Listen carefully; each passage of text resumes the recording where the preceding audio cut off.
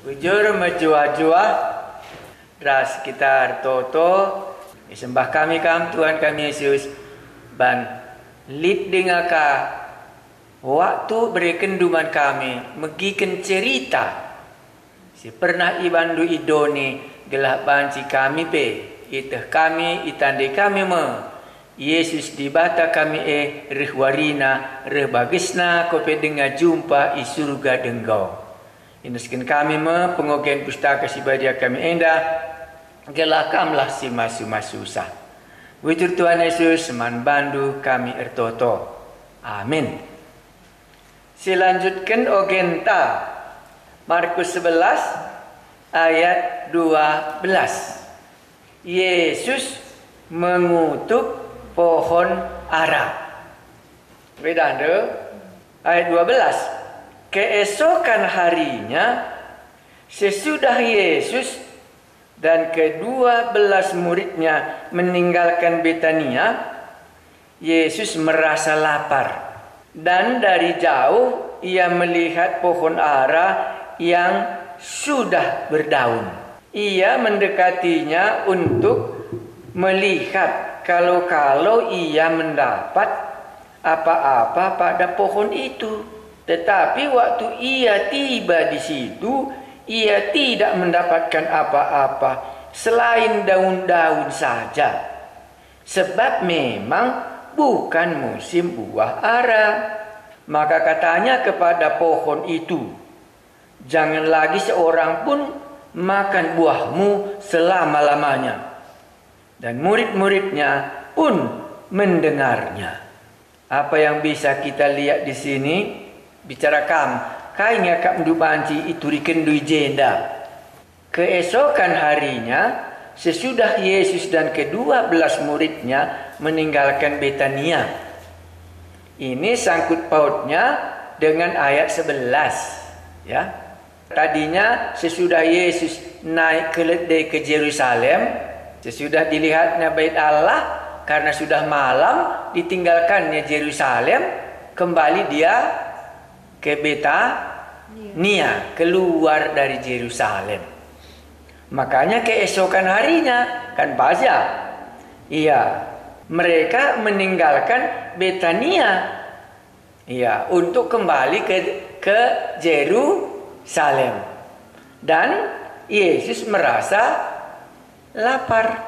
Waktu dia lapar, ayat 13. Dan dari jauh ia melihat pohon ara yang sudah berdaun. Kurasa ini satu orang pun kita nggak bisa tahu. Yang mana kita nggak tahu pohon ara yang sudah berdaun. Pasti kita belum tahu. Karena ini artinya sudah mulai masuk musim panas. Tadinya gugur semua daunnya waktu musim dingin. Sekarang sudah mulai berdaun pohon ara itu, menunjukkan musim panas sudah tiba. Itulah makanya bahasa Indonesia diterjemahkannya pohon ara yang sudah berdaun. Tadinya belum berdaun karena gugur dalam musim dingin. Sekarang sudah mulai masuk musim panas. Iya, mulailah berdaun. Mulai lagi tumbuh tunas-tunasnya yang baru. Iya, karena musim dingin sudah berlalu, sudah masuklah musim spring namanya ya. Iya, musim springnya sudah, daun-daun pun sama bunga-bunga semuanya bersorak-sorai lah, mekar semuanya.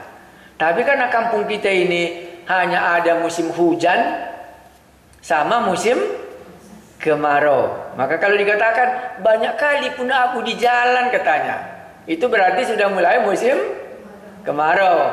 Wah, sudah banyak kali becek jalan katanya, itu berarti sudah mulai musim hujan. Seperti sehari ini kan becek jalan kita ya karena hujan. Ini juga sama halnya. Maka si penulis mengatakan, dan dari jauh ia melihat pohon ara yang sudah berdaun.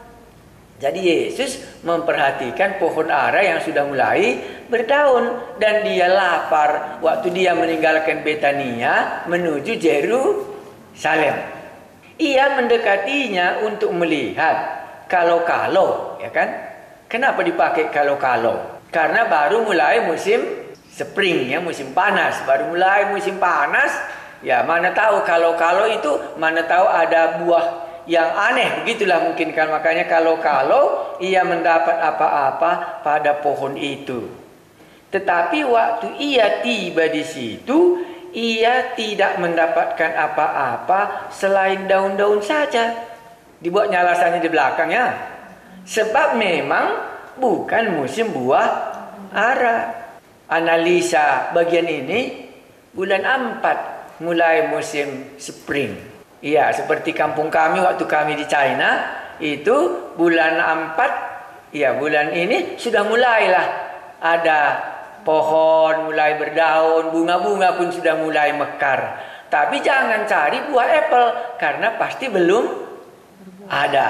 Makanya sambungnya juga, sebab memang bukan musim buah ara. Maksudnya belum berbuah, karena baru selesai melewati musim dingin. Itu maka kita mengatakan, sebab memang bukan musim buah ara.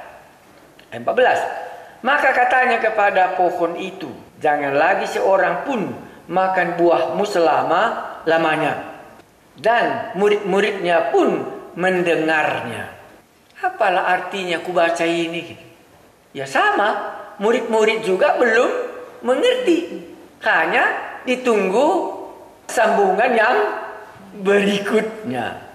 Tapi murid-murid sudah mendengar apa yang dikatakan oleh Yesus. Waktu Yesus ke situ hanya daun yang ada dan buahnya tidak ada. Dan Yesus memang lapar, butuh dia, tapi nggak ditemukan. Kalau kemarin waktu dikatakannya kepada murid-muridnya, pergilah kau ke kota depan katanya. Nanti ada di situ keledai. Kalau nanti orang berkata Tuhan memerlukannya, bawalah. Jadi waktu di situ apa yang diperlukannya bisa dia dapatkan. Tapi di pohon ara ini apa yang diperlukan? Enggak dapatnya. Barulah dikatakannya kepada pohon ara ini, jangan lagi seorang pun makan buahmu selama-lamanya. Dan murid-muridnya pun mendengarnya. Itulah cuma renungan kita. Karena itu yang cuma dikatakannya. Makanya jangan kita tambahi, jangan kita kurangi. Baca saja selanjutnya.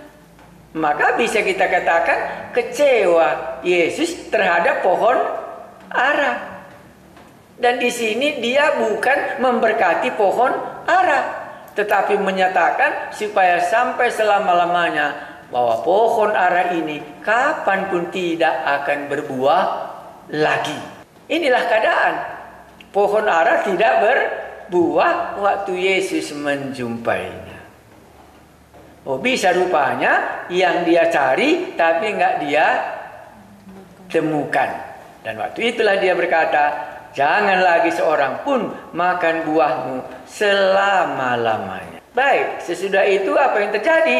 Teruslah mereka berjalan ke Yerusalem. Lalu tibalah, mungkin begitu. Kalau tadi berjalan, jadi rupanya perjalanan dari Betania ke Yerusalem, disitulah pohon ara ini. Di pinggir jalan, dilihatnya, oh ini ada pohon ara, aku lapar, mana tahu bisa ada buahnya. Dan didekatinya, karena dia tidak berbuah, dan dia kecewa melihat pohon ara ini, dan dia mengutuknya kalau dikatakan di sini ya.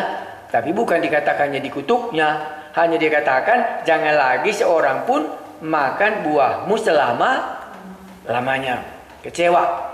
Baru dikatakan, lalu tibalah Yesus dan murid-muridnya di Yerusalem. Kalau di Yerusalem apalagi dijumpainya. Sesudah Yesus masuk ke Bait Allah, mulailah ia mengusir orang-orang yang berjual beli di hadapan Bait Allah. Jual beli khotbah ya. Bukan, jadi ini jadi pasar tradisional. Bagaimana kita buat zaman sekarang ini? Karena di sini dikatakannya jual beli di halaman Bait Allah.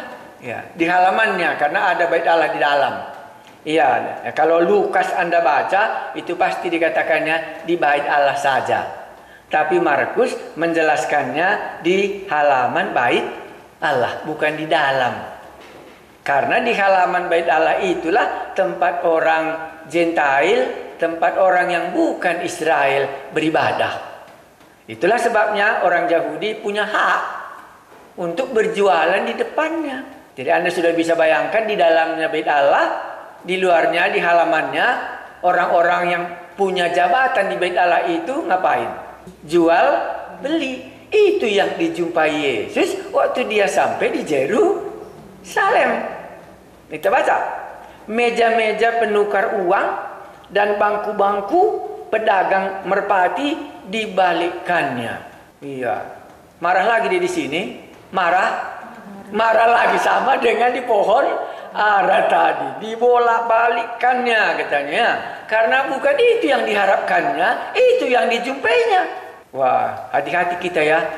Ini sudah 2 Yesus kecewa di sini. Di pohon ara pun dia kecewa. Dibuat di bait Allah nanti mana tahu lebih rohani sedikit. Rupanya sudah lebih jelek lagi. Sudah ada jual beli. Ini yang dihadapinya waktu dia masuk ke Yerusalem. Di tengah jalan pun sudah mengecewakan. Sampai juga di rumah bait Allah juga sudah lagi mengecewakan. Harus lagi bekerja menunggang balikkan meja-meja itu. Dan ia tidak memperbolehkan orang membawa barang-barang melintasi halaman bait Allah. Lalu ia mengajar mereka, katanya, bukankah ada tertulis, katanya, rumahku akan disebut rumah doa bagi segala bangsa.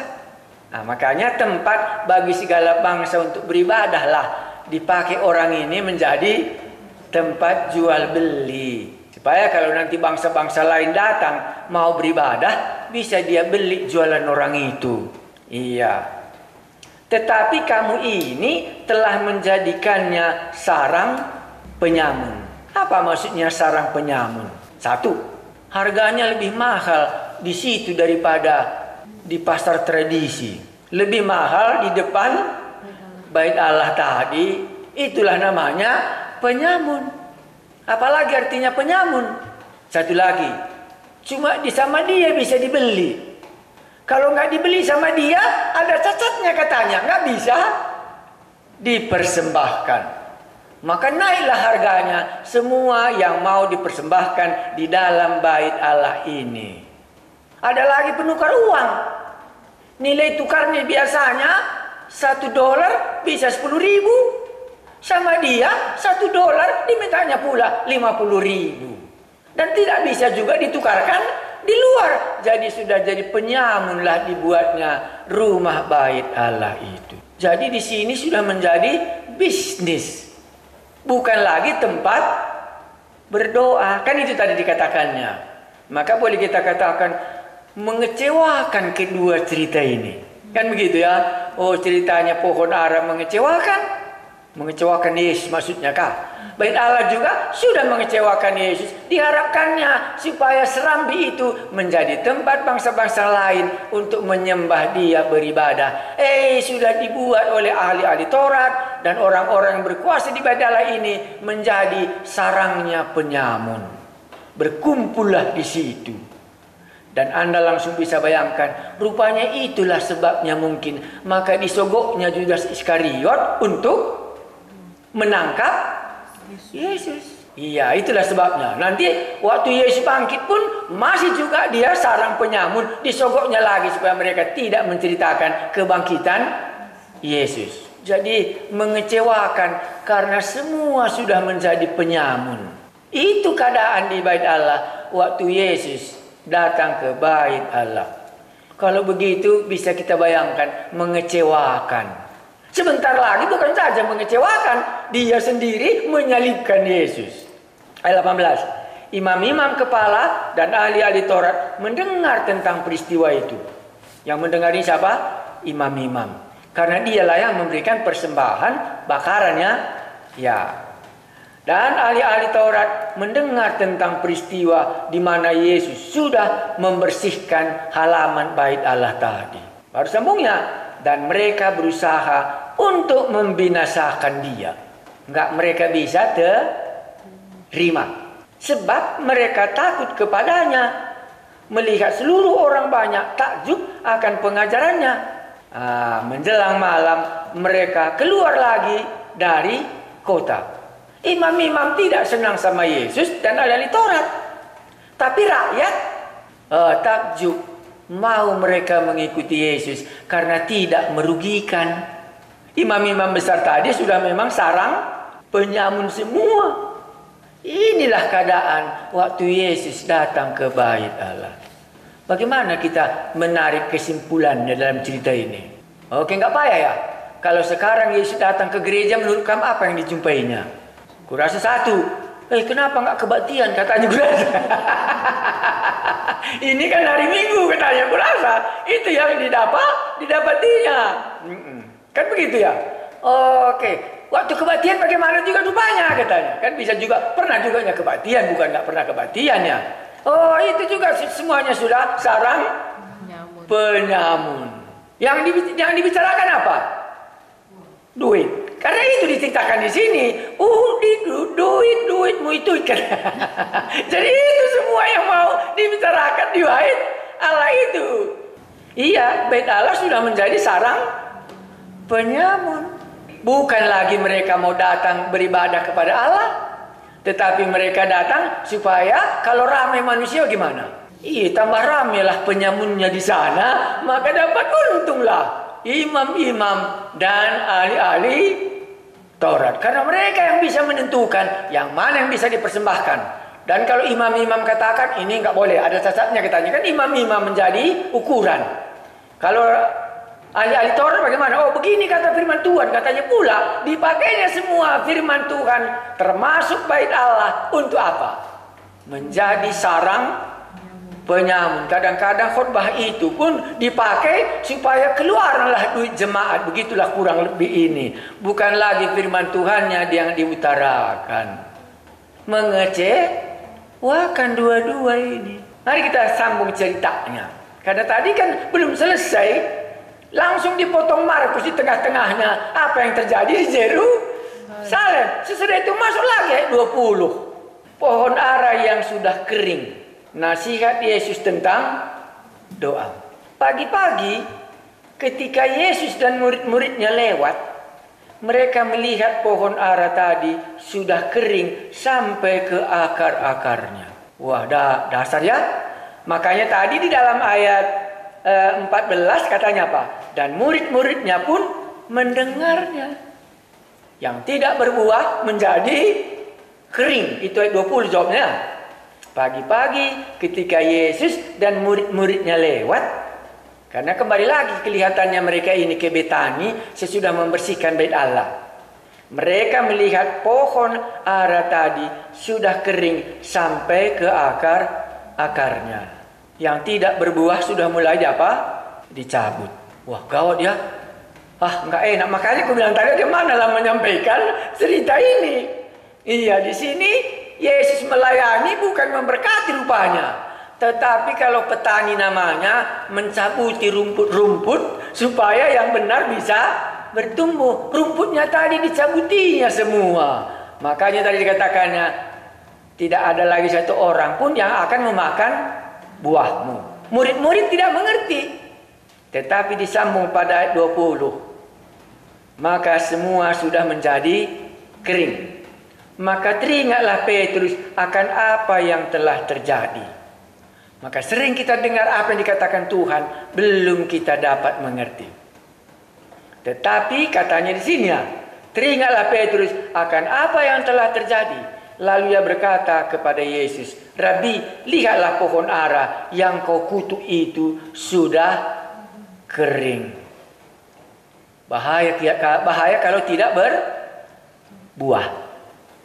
Ya, memang bagaimana lah bisa berbuah, Pak? Kan tadi dibilangnya sini juga baru mulai musim semi. Memang bukan musimnya.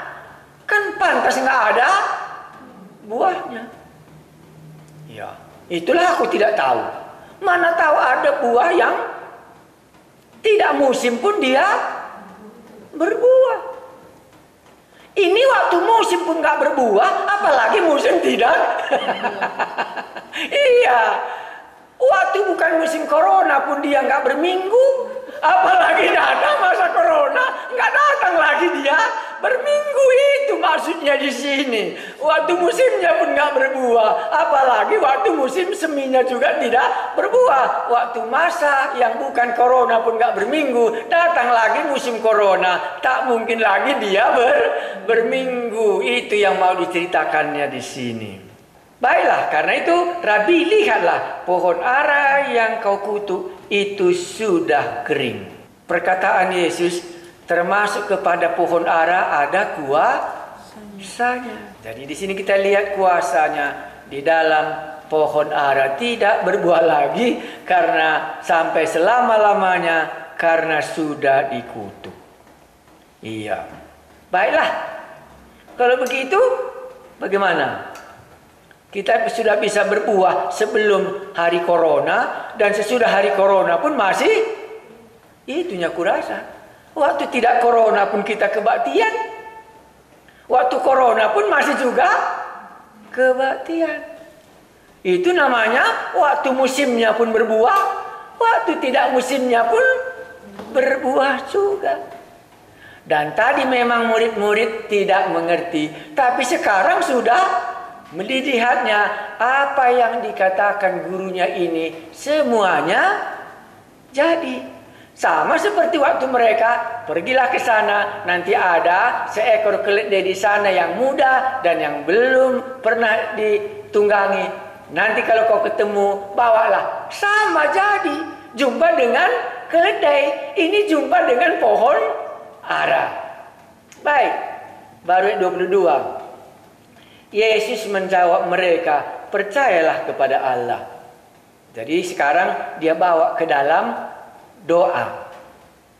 Aku berkata kepadamu, sesungguhnya barang siapa berkata kepada gunung ini, beranjaklah dan tercampaklah ke dalam laut, asal tidak bimbang hatinya, tetapi percaya bahwa apa yang dikatakannya itu akan terjadi. Apa yang dikatakannya itu terjadi, maka hal itu akan terjadi baginya. Makanya diajarinya murid-muridnya, percayalah katanya kepada Allah. Oke, ayat 24. Kenapa enggak kamu jelaskan ayat 23 ini? Mana tahu nanti ada pendengar ini pergi dia ke Gunung Sinabung besok. Ya kan? Membuktikan dia sudah percaya, nanti dibilangnya, hei Gunung Sinabung, tercampaklah kamu ke laut. Dia yang jatuh ke pinggir, bukan gunungnya yang tertampak. Iya, karena nggak dilihatnya lagi, jurang jalan dia. Itu maka nggak kujelaskan di sini. Iya, tapi artinya itu kalau dia nggak bimbang, pasti itu akan terjadi. Jadi pasti kita nanti bimbang, kurasa. Kenapa kamu katakan itu? Karena Petrus pun sudah berjalan di atas laut. Tapi bimbang dia bagaimana? Tenggelam itu. Tenggelam juga dia. Karena memang kita kan gampang menjadi bimbang, apalagi menentukan yang begini berbahayanya. Makanya di situ untung Yesus ditolongnya Petrus tidak tenggelam. Ini kan Petrus juga kah? Yesus menjawab mereka kepadanya, percayalah katanya. Kan tadi ya. Oh, lihatlah itu guru, sudah kering apa yang kamu katakan, sudah terjadi. Ya, baik kita lanjutkan 24. Karena itu aku berkata kepadamu, apa saja yang kamu minta dan doakan, percayalah bahwa kamu telah menerimanya, maka hal itu akan diberikan kepadamu. Ini mengenai doa. Jadi kalau doa itu apa yang kita minta, kita percaya akan dia berikan. Iya. Kalau kita percaya nggak diberikannya gimana? Berarti kita yang tidak percaya, bukan dia yang tidak berikan. Nah, tapi di sini itulah yang dulu kita jangan payah-payah kali, karena ini panjang ceritanya. Nah, nanti pun masih panjang ini. Begitulah kita buat dulu. Karena itu aku berkata kepadamu, apa saja yang kamu minta dan doakan, percayalah, ini kan nggak ada batasnya. Apa saja yang kamu minta dan doakan, percayalah bahwa kamu telah menerimanya, maka hal itu akan diberikan kepadamu. Ayat 25. Dan jika kamu berdiri untuk berdoa, ini bisa ada berdiri berdoa, ampunilah dulu sekiranya ada barang sesuatu dalam hatimu terhadap seseorang. Ini syarat. Supaya juga, katanya, Bapamu yang di sorga mengampuni kesalahanmu. Jadi berdoa di sini harus ada sangkut pautnya. Kalau kita ingat, oh, Sian itu jahat kali gitu, belum kita ampuni dosanya, harus kita ampuni dulu kalau kita mau berdoa. Jadi lurus dengan Bapa di sorga, lurus dengan sama. Itu yang diajarkannya di sini. Nah, Bapamu yang di sorga mengampuni kesalahanmu. Ayat 26. Tetapi jikalau kamu tidak mengampuni, mungkinkah ada orang tidak mengampuni? Kupikir. Karena aku nggak ada pengalamanku di sini. Iya. Tetapi jika kamu tidak mengampuni, maka Bapamu yang di sorga juga tidak akan mengampuni kesalahanmu. Mungkinkah, aku berpikir dalam hatiku, kalau dosa kita sudah diampuni oleh Tuhan Yesus, dan mungkinkah dosa orang lain kita tidak ampuni? Siapa yang ada di antara kita ini punya pengalaman? Besok coba berikan kesaksiannya. Dosaku sudah diampuni, katanya. Tapi aku tidak mengampuni dosa orang lain. Tapi mungkin ada juga, aku pikir. Karena aku dengar ada ceritanya Tuhan Yesus. Ada satu orang yang berutang, katanya ya. Lantas dikatakannya, tolonglah Tuhan, katanya ya. Karena aku tidak bisa bayar, katanya. Sabarlah dulu, katanya. Baru Tuhan itu katakan apa? Okelah, sudahlah kalau kamu gak bisa, diampuninya lah, katanya. Begitu ya. Dan sesudah itu pergi lagi dia ke jalan. Jumpa lagi dia dengan orang yang orang itu berutang sama dia. Sesudah itu dicekeknya orang itu, harus kau bayar, katanya. Iya. Kalau kau nggak bayar, harus kau dijual semua begini-begini. Sampailah cerita kekasaran kawan ini kepada Tuhan yang sudah membebaskan utangnya tadi, begitu ya. Nah, barulah Tuhan itu katakan, aku sudah mengampuni engkau. Masa engkau tidak mengampuni temanmu yang lain? Karena engkau pun tidak mengampuni orang itu, maka kembalilah bayar utangmu itu, katanya. Begitu ceritanya. Iya. Tapi aku masih dalamnya pikiranku. Mungkin itu dalam undang-undang Taurat, kupikir. Tapi adakah mungkin dalam kasih karunia, katakanlah seperti Paulus saja. Bagaimana hebatnya dia niaya orang lain, masa enggak diampuninya, kupikir. Makanya kalau Tuhan Yesus mendoakan orang yang menganiaya dia, datang Stefanus, diikutinya ceritanya, kupikir. Namanya kita ini kan pengikut Yesus, kupikir. Ya, tapi kalau ada di antara kita ini, waktu Anda berdoa, Anda ingat dosa orang lain kepada Anda dan Anda belum mengampuninya, coba Anda ceritakan sama saya supaya saya tahu bagaimana pengalaman Anda. Kalau aku nggak ada, aku tahu. Jadi kalau aku sudah salah orang sama aku, ya nggak apa-apa lah. Aku pun orang berdosanya, aku pikir. Selesailah. Malahan dikatakan doakanlah imbang-imbang juga, katanya ya. Oh Tuhan, nggak sadar dia itu kurasa. Tolonglah ampuni dia, begitu ya. Bukan terus ku dendam sama dia ya. Nggak mau aku mengampuninya. Tolong besok ya. Mana tahu ada di para pendengar ini punya pengalaman. Aku mau mendengar cerita Anda. Karena cerita aku kan Anda sudah dengar. Nggak mungkin bagi aku menyimpan dosa orang. Iya. Adakah orang berdosa sama? Iya. Namanya manusia pasti ada orang. Apalagi kan kita pendeta. Iya. Pasti kita meling ban kalah lagi. Enggak maka meling. memang salah kaki mah cocok kangrau ikan. Tapi lah mungkin nak masuk ke lanai kulit dosa nandai ku inget. Ya, adik kamlit inget dosa kalandai, coba ceritakan duman bangku, gelaku terkuka pengalaman du. Aku pengen aku turikan pengalamanku. Iya, kokap saya dapat lupang besok aku pikir. Tapi kalau ada, tolonglah ceritakan besok supaya kita saling menyapa tadi kan. Kami sudah menyapa Anda dan Anda sudah menyapa kami. Nah, di sini dikatakannya kalau kita berdoa, ampunilah dosa orang lain. Supaya Bapa di sorga pun mengampuni kita. Makanya kita katakan tadi, mungkin ini penafsirannya dalam hukum Taurat, kupikir. Tapi juga ada cerita Tuhan Yesus, ada orang yang salah sudah diampuni, tapi kesalahan orang lain juga tetap diingatnya. Nah, kalau itu, ya berarti itulah yang Anda miliki sekarang. Tapi di sini dikatakannya, tidaklah demikian. Berakhir sudah selesai. Nggak ada lagi di bawahnya. Kan sudah selesai di sini. Mengenai cerita pohon ara. Mengenai bait Allah belum selesai. Nah, makanya saya baca mengenai bait Allah. Jadi ini memang patternnya, cara Markus menuliskannya. Bisa kita lihat nanti waktu kamu membaca Alkitab, supaya Tuhan memberikan kemampuan untuk membacanya. Mari kita lihat ayat 27 selanjutnya. Lalu Yesus dan murid-muridnya tiba pula di Yerusalem.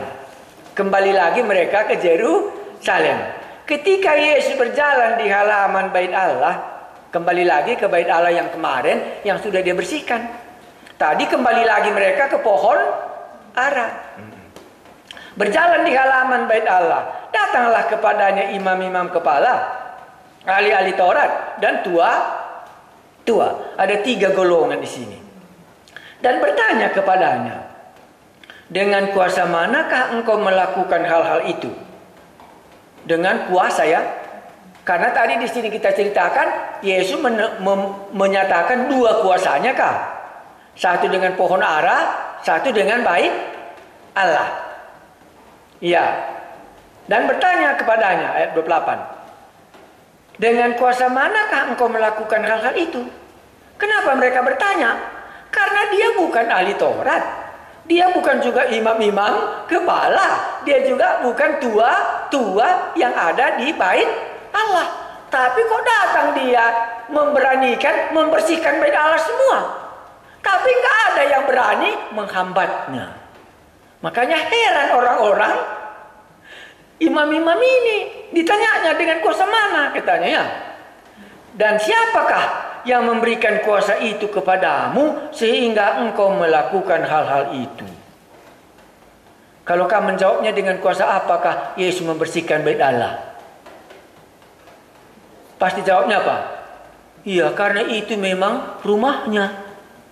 Nggak perlu dia minta izin sama siapapun untuk membersihkannya. Makanya seorang ibu menyapu rumahnya di rumah nggak perlu ditanyanya kepala kampung, kan tidak perlu. Dia langsung bersihkan semua rumahnya. Dan bisa datang orang lain kan begitu ini. Imam-imam ini kan orang lain. Dengan kuasa apa kamu katanya? Kok kamu sapui rumah ini katanya kan? Nah begitulah ini Yesus.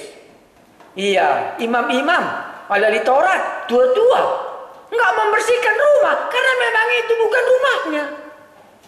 Yesus datang, rumahnya kan dibersihkannya karena dia adalah Tuhan Allah yang Maha Kuasa yang menjelma menjadi manusia. Makanya nggak perlu dijawab. Karena tidak perlu dijawab. Ibu yang membersihkan rumahnya sendiri. Apalagi orang-orang lewat datang. Kenapa kau bersihkan rumah itu katanya? Kan nggak perlu. Karena itu adalah rumahnya sendiri. Maka di sini ayat 29. Jawab Yesus kepada mereka, aku akan mengajukan suatu pertanyaan kepadamu. Berikanlah aku jawabnya, maka aku akan mengatakan kepadamu dengan kuasa mana aku melakukan hal-hal itu. Pertanyaan dijawab dengan pertanyaan. Dengan kuasa mana katanya? Enggak dijawab Tuhan kan? Sekarang aku juga bertanya kepadamu katanya. Kalau kau enggak jawab, Aku pun tidak akan menjawab karena nggak perlu dijawab. Karena memang dia sebenarnya punya hak. 30. Baptisan Yohanes itu dari sorga atau dari manusia? Yang ditanyanya ini kepada imam-imam, kepada ahli Taurat, kepada tua-tua yang keberatan. Waktu Yesus membersihkan bait Allah. Baptisan Yohanes itu dari sorga atau dari manusia? Berikanlah aku jawabnya. Mereka memperbincangkannya di antara mereka dan berkata, jikalau kita katakan dari sorga, ia akan berkata, kalau begitu mengapakah kamu tidak percaya kepadanya? Bukankah ini sudah, apa tadi katanya, sarang? Iya, kalau kita katakan dari sorga, pasti dikatakan nanti sama kita, kenapakah engkau tidak percaya? Rupanya imam-imam, ahli-ahli Taurat dan tua-tua juga menolak Yohanes Pembaptis. Dan Yesus tahu cerita itu yang mereka perlakukan kepada Yohanes Pembaptis. Maka ditanyanya, iya, baptisan Yohanes Pembaptis itu dari mana yuk? Katanya, dari surga kah? Katanya. Langsung mereka ini apa? Berbincangnya. Kalau kita katakan nanti dari surga, maka dikatakannya, kalau begitu mengapa engkau tidak percaya? Bukankah ini sudah sarang penyamun? Tahu pun dia, tapi terus menolak supaya mereka tidak bisa percaya.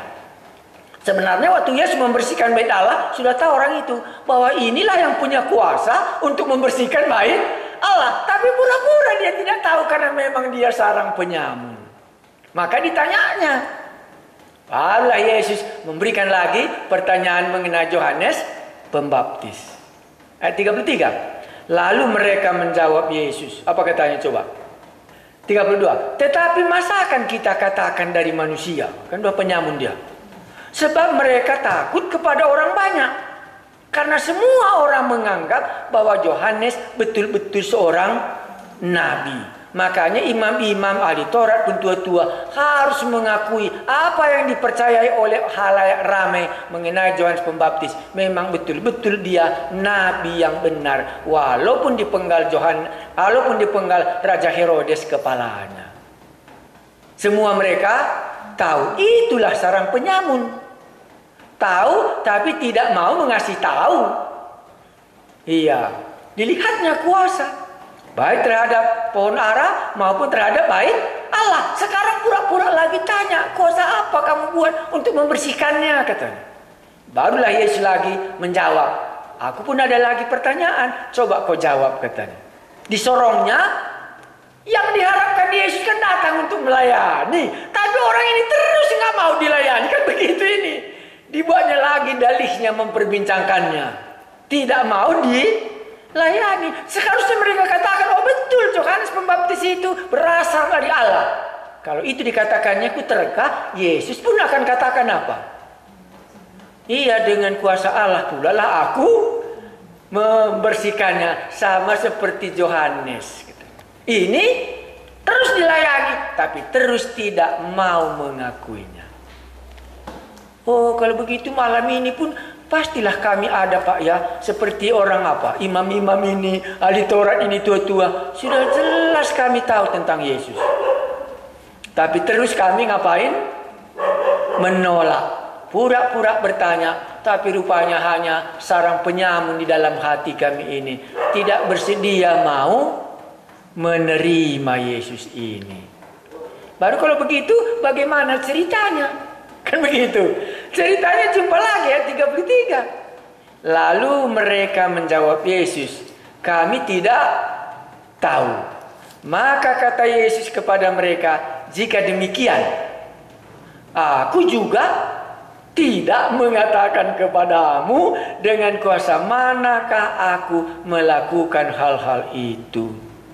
Berpisahlah keduanya orang ini. Yesus pun kecewa melihat kekerasan hati penyamun ini. Hati penyamun ini pun tidak juga bisa menangkap Yesus. Inilah ceritanya, maka kita katakan yang dilayani Yesus itunya dapat. Yang tidak mau dilayani Yesus itu berpisahlah. Ahli-ahli Taurat, imam-imam, tua-tua dengan tidak dijawab oleh Yesus. Karena mereka pun tahu tapi tidak mau membukakannya. Sama-sama menyimpan rahasianya masing-masing. Orang imam-imam menyimpan rahasianya, Yesus pun menyimpan rahasianya. Tidak ada pelayanan terjadi. Yang terjadi hanya bait Allah sudah dibersihkan dan pohon ara sudah dikutuk, karena semuanya ini tidak ada gunanya di hadapan Allah lagi.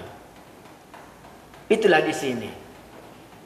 Jadi bisa kita terus seperti ahli-ahli Taurat, seperti imam, seperti pohon ara, musim buah pun tidak berbuah, apalagi musimnya tidak berbuah, pasti nggak berbuah. Maka datanglah, kapanpun kamu tidak lagi berbuah, tidak ada orang yang memakan buahmu lagi. Diingat oleh Simon Petrus perkataan itu, besoknya sudah kering pohon ara tadi. Di manakah Anda dan di mana saya? Hari kita berdoa. Benarlah Tuhan kami Yesus, perkataanmu itu berkuasa. Tapi ada sarang penyamun di bait Allah. Ada di kebun pohon ara tidak berbuah. Semua kami datang menghadap di Kau, supaya kami tidak menutupi seperti ahli Taurat ini, seperti imam-imam, walaupun di dalam hati mereka mengaku bahwa Yesus itu berasal dari Allah, Yohanes Pembaptis itu berasal dari Allah, tetapi mereka dengan sengaja menjawab, kami tidak tahu. Akhirnya Yesus juga tidak mengungkapkan isi hatinya.